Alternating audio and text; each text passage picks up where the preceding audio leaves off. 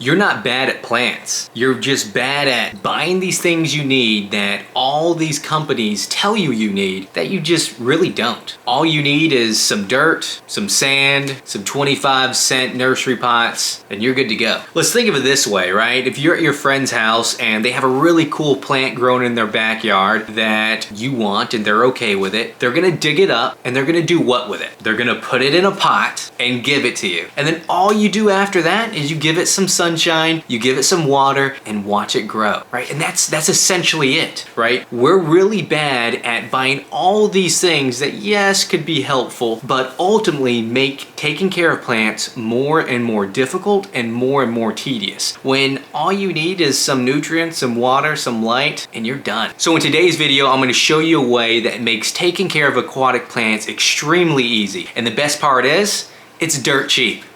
Pun intended.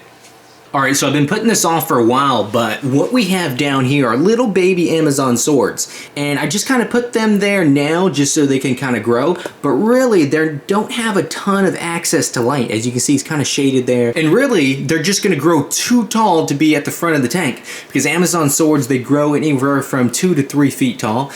So it's a big plant and it's best to go in the background. So today I'm going to dig them up. I'm going to put them inside these nursery pots. And we're gonna put them in a different tank. Some of these already have a pretty decent sized root system. Hey little fella. The electric blue care is coming up to greet me. So I'm just pulling up these Amazon swords. I got 3 or 4 little baby Amazon swords. For those of you who don't know, Amazon swords, once they grow, they produce this really long vine. And that one vine can produce 9, 10, 11, 12 baby Amazon swords. And so just from one Amazon sword, you can get an absolute ton. Which is kind of how I propagated most of these here. Alright guys, once you have your plants, right, they could be any plants, right, they can be stem plants, they can be Amazon swords like I have, you're going to take them and we're going to put them in these pots right here. Now, these are just nursery pots. You can get them off Amazon or your local hardware store or garden center, and I think 20, 30 cents a piece. You can buy them in like a 50 pack, 100 pack, for like 20 bucks. They're dirt cheap. But what we're gonna do is we're gonna fill this up with dirt, we're gonna plant these, and then we're gonna put them in our fish tank. Now, what I like to do, since these has holes in the bottom and I don't want dirt leaking out and mucking up the water, what I'm gonna do to cover up these holes is, well, I'm gonna add leaves from our backyard. And so you're probably thinking, Andrew, okay, you're adding leaves, but aren't leaves gonna break down? And the answer is yes, leaves are gonna break down. But it's gonna take a little while for leaves to break down. And the amount of time it takes the leaves to break down, the root system of this Amazon sword is going to wrap around all that dirt to where you're just gonna have a giant root ball. To where once the leaves do break down, really there isn't gonna be any dirt that comes out of the water, unless you really just squeeze this thing out, which we're not planning on doing anyways. So leaves will do just fine.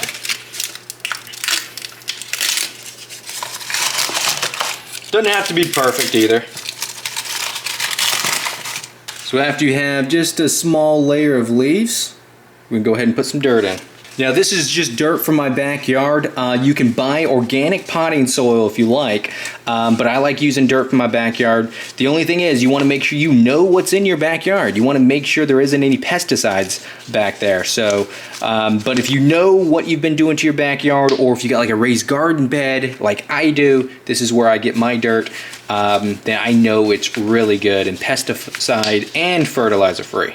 Now what you're going to do next is you're going to take your Amazon sword or whatever plant. I like to trim the roots. So I like to trim the roots a little bit shorter just to stimulate root growth. So I'm going to trim them just a bit. And then I'm going to kind of look at the leaves. Anything I need to pick off, I'll pick off. These 2 leaves, they look good, but they just don't feel like they're on very well. I think I may have damaged them as I was pulling them up. So I'm just going to prick those off.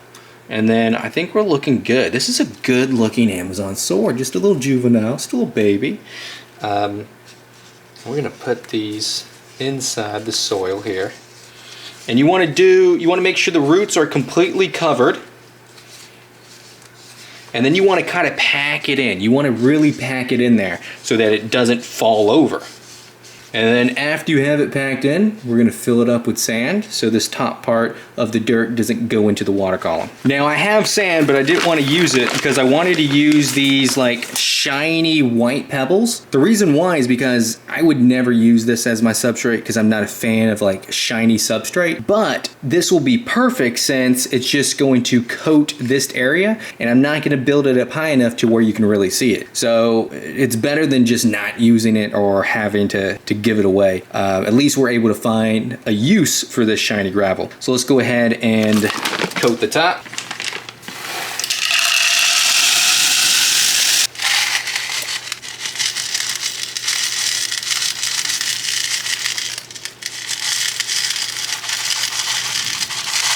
Look at that little guy. Does he not look amazing? Now let's go ahead and do it 2 or 3 more times and then we'll put him in the tank.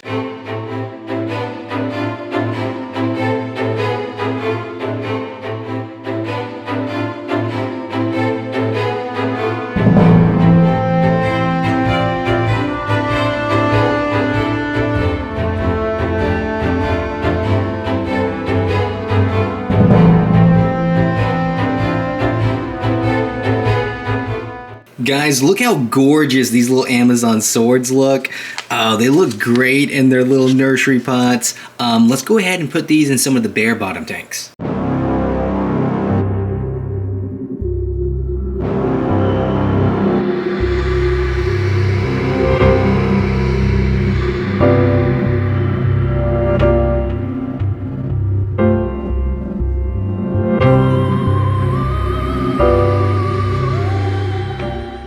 Guys, look how good that looks. And not only does it look good, but not a single speck of dirt came out of there. All the stuff floating around was kind of the debris that was already there. No dirt came out. Incredible. That Amazon sword there is really gonna thrive and grow really big because there's really nutrient-rich dirt there. And since Amazon swords are a heavy root feeder, well, it's gonna love the new pot that it's in. And look at the German black rams. They're loving the new plant. They're checking them out. Now we put a couple of the smaller Amazon swords on either end here. It's looking really good. I can't wait. Like, these Amazon swords are gonna grow so quickly now that they have more access to light and that they have a ton of access to dirt. Now we're not done yet. The next thing that we're gonna do is we're gonna get some dwarf hairgrass that I grow in my garage, and we're gonna do the same pot method, and we're gonna put in one of these tanks so they're just a little circle area with a beautiful lush carpet there. I think it'll look pretty cool.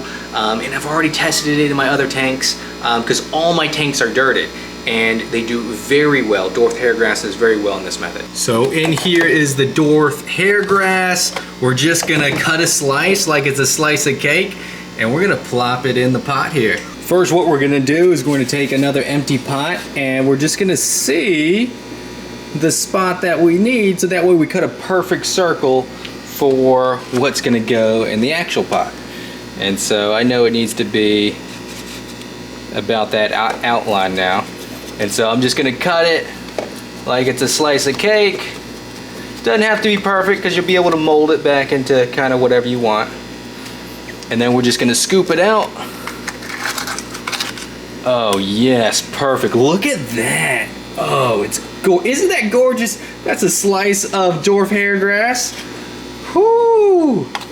And guys, it doesn't grow as great on the low quality lights that I have kind of in the system that is under, but once it gets inside one of these tanks and there's a good light on it, oh, this is gonna really grow. So I'm gonna sprinkle a little bit of gravel on here and then we're gonna plop them in.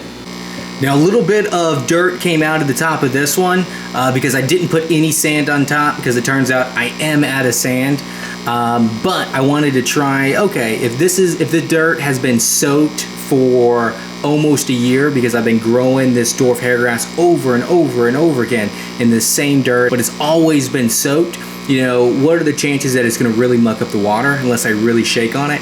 And it looks like there's not a whole lot of dirt that came out. And so I'm very happy about that. And I feel very confident that in probably just a couple weeks, this is really gonna grow out and it's gonna look really beautiful. So I'm really looking forward to that. And well guys, that's it. It's literally that easy. The more things you add to it, whether it be fertilizers or CO2 or whatever it may be, yes, those can help. Yes, there's a need for that in some scenarios. But for most people, doing it the simplest way possible is actually gonna be the best, and as you can see, the easiest. I hope you learned something today. Drop me a comment down below if you tried this method before, and I'll see you guys next time.